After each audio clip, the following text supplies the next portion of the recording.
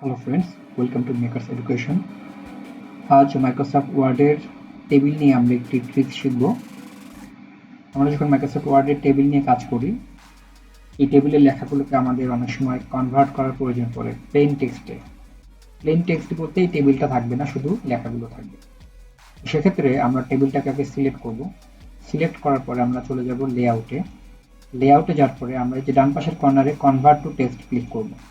Click করার পর আমরা দেখতে পাচ্ছি এখানে আমাদের অপশন এসেছে যে আমরা এই টেবিলটাকে কিভাবে কনভার্ট করতে চাই। আমরা কি প্যারাগ্রাফ আকারে কনভার্ট করতে চাই, নাকি ট্যাবস আকারে, না কমা আকারে, নাকি মানে কমা আকারে বলতে যে প্রতিটি লেখার পাশে কমা থাকে, নাকি অন্য কোনো সিস্টেমে। আপনি যদি প্যারাগ্রাফ দেন, সিলেক্ট করেন, তাহলে কিন্তু লেখাগুলো একটা সারিতে চলে আসবে। সাপোজ আমি সিলেক্ট করে আপনাকে দেখাচ্ছি, আমি ওকে দিলাম। এই যে লেখাগুলো কিন্তু একটা অর্ডারে চলে এসেছে, বাট এটা কিন্তু খুব একটা মানে ভালো সিস্টেম না, কারণ আপনার যে ডেটাগুলো ছিল এই ডেটাগুলো কিন্তু এলোমেলোর মতো লাগছে আর কি। তো আমরা আবার কন্ট্রোল জেড দিয়ে ব্যাকে যাই, আগের অবস্থায় ফিরে এলাম আমরা। এখন আমরা আবার টেবিলটাকে সিলেক্ট করলাম, করার পর আমরা লেআউটে গেলাম, লেআউট থেকে আমরা কনভার্ট টু টেক্সটে ক্লিক করলাম। ক্লিক করার পর দেখতে পাচ্ছি আবারও ট্যাব ক্লিক করা আছে। অ্যাকচুয়ালি মাইক্রোসফট অফিস অ্যাপ্লিকেশনে আর্টিফিশিয়াল ইন্টেলিজেন্সের যে ব্যাপারটা প্রয়োগ করা হয়েছে, তার কারণে মাইক্রোসফট ওয়ার্ড বুঝতে পারে যে আপনার এই টেবিলটাকে অ্যাকচুয়ালি কোন ফরম্যাটে কনভার্ট করলে আপনার জন্য ভালো হবে। তো এই কারণে তারা বাই ডিফল্ট ওইটাতেই ওকে করে রাখে আর কি।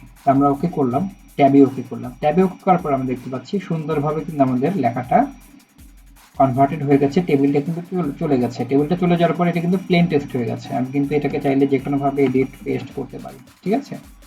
ওকে, তো আমার এডিটের কাজ হয়ে গেল, কনভার্টের কাজ হয়ে গেল। এখন আমার মনে হচ্ছে, বা ফর অ্যান এক্সাম্পল আপনি এভাবেই টাইপ করেছিলেন, ঠিক আছে। আমরা করি না, আমরা কিন্তু অনেক সময় এভাবে টাইপ করি। টাইপ করার পরবর্তীতে লাস্টে গিয়ে আমাদের মনে হয় যে কি ব্যাপার, এই লেখাটা তো আমি টেবিলে করলে ভালো হতো। ফর অ্যান এক্সাম্পল আমি লেখাটাকে কপি করলাম, কপি করার পর আমি এটাকে আরো কয়েকটা রোতে দিব, ঠিক আছে। এই যে আরো কয়েকটা রো দিলাম, আরো কয়েকটা রো দিলাম, হ্যাঁ, আপনাদের বোঝানোর সুবিধার্থে, ফর অ্যান এক্সপেরিমেন্ট। এখন আমি চাচ্ছি যে এই লেখাগুলোকে আমি টেবিলে কনভার্ট করব। মনে হয় না আমাদের অনেক সময় যে অনেক লম্বা আমরা টাইপ করেছি, একটা লিস্ট তৈরি করেছি, পরে আমার মনে হলো যে এই লেখাগুলোকে তো লিস্টের মধ্যে রাখলে ভালো। তো সেটা করতে গেলে আমাদের যেটা করতে হবে, এই লেখাগুলোকে সিলেক্ট করতে হবে। আমি লেখাগুলো সম্পূর্ণ সিলেক্ট করলাম।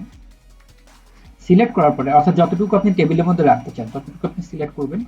সিলেক্ট করার পরে যেটা করতে হবে সেটা হচ্ছে যে আপনাকে চলে যেতে হবে ইনসার্টে। ইনসার্টে গিয়ে আপনি টেবিলে ক্লিক করবেন। টেবিলে ক্লিক করার পর আপনি দেখবেন যেখানে টেবিল সিলেক্ট করা যাচ্ছে না। সাধারণত আমরা এখানে কিন্তু ইনসার্ট আসার পর টেবিলে আসার পরে আমরা এখানে রো এবং কলামের একটা সংখ্যা দেখতে পাই, এখানে কিন্তু সেটা দেখাচ্ছে না, কারণ আপনার এখানে কোনো টেবিল নাই বা টেবিল ড্র করার মতো কোনো জায়গা নেই। এখন আপনাকে যেটা করতে হবে, আপনাকে ইনসার্ট টেবিলে এখানে চলে আসতে হবে। ইনসার্ট টেবিলে আপনি যদি ক্লিক করেন তাহলে আপনি দেখবেন যে আপনার লেখাগুলো সুন্দরভাবে টেবিলের মধ্যে চলে এসেছে।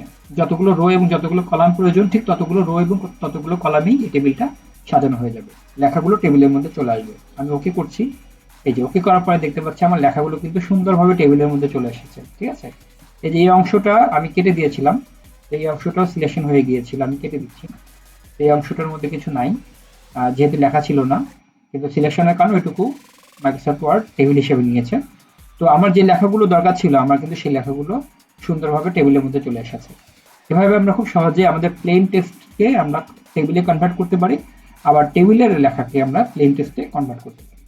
আর আমরা যদি চাই আমাদের টেবিলের বর্ডার, মানে আমাদের টেবিল থাকবে কিন্তু মানুষ বুঝবে না যেখানে টেবিল আছে, সেক্ষেত্রে আমরা কি করতে পারি, আমরা টেবিলকে রাইট বাটন ক্লিক করব, টেবিলটাকে সিলেক্ট করব, করার পরে যে বর্ডার এখানে চলে যাবো, আমরা বর্ডার এখানে গিয়ে আমরা নো বর্ডার সিলেক্ট করবো।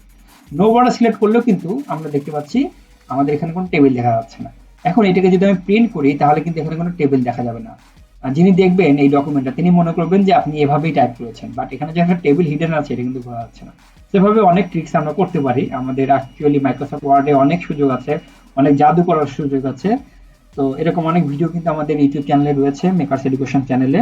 আমাদের যে মেকার্স এডুকেশনের মাইক্রোসফট ওয়ার্ডের যে প্লেলিস্ট রয়েছে, পাওয়ার পয়েন্টের প্লেলিস্ট রয়েছে, কম্পিউটার ট্রিক্সের যে প্লেলিস্ট রয়েছে, সেগুলোতে কিন্তু এরকম অনেক মজার মজার ট্রিক্সের ভিডিও রয়েছে। সেগুলো যদি দেখেন, আমার মনে হয়, আমার বিশ্বাস, আপনাদের দৈনন্দিন কম্পিউটারের কাজগুলো আরো অনেক সহজ হয়ে যাবে। ভিডিওগুলো দেখার আমন্ত্রণ রইল। ভালো থাকবেন। আর আজকের ভিডিওটি ভালো লেগে থাকলে অবশ্যই আমাদের চ্যানেলটি লাইক করবেন, সাবস্ক্রাইব করবেন, এবং আপনাদের যে কোনো সমস্যা বা যে কোনো কিছু জানা থাকলে আমাদেরকে কমেন্টে জানাবেন। Thank you so much. ভালো থাকবেন। আল্লাহ হাফেজ।